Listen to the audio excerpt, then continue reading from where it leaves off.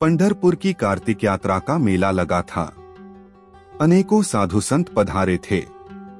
एकादशी का निर्जल उपवास करके द्वादशी के दिन पारण के लिए सभी उतावले दिख रहे थे। कोई आटा सानता, कोई रोटी बनाता तो कोई रसोई बनाकर भगवान को भोग लगाता था। इसी बीच एक काला कुत्ता वहां आ पहुंचा। साधुओं की एकादशी का उस पर भी काफी असर दिख रहा था। कदाचित पहले दिन कुछ भी न मिलने से वह भूखा कुत्ता किसी के आटे में मुंह डालता, किसी की पकी रोटी छूता तो किसी की परोसी थाली में ही मुंह डालता। प्रत्येक साधु उसे दुत्कारता मारता भगाता था। कोई कहता हमारा अन्न छू गया, अब वह खाने योग्य नहीं रहा। दूसरा महात्मा कहता अरे यह काला कुत्ता है, धर्मशास्त्रों में पढ़ा है कि इसकी छूट नहीं लगती।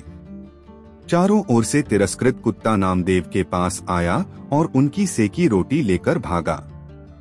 यह देख नामदेव पास में रखी घी की कटोरी ले उसके पीछे पीछे दौड़े और कहने लगे, भाई रूखी रोटी मत खाओ, पेट में दर्द होगा। यह घी है, मैं इसमें रोटी चुपड़ कर देता हूँ, फिर खाओ। नामदेव घी चुपड़कर अपने हाथों उसे रोटी खिलाने लगे।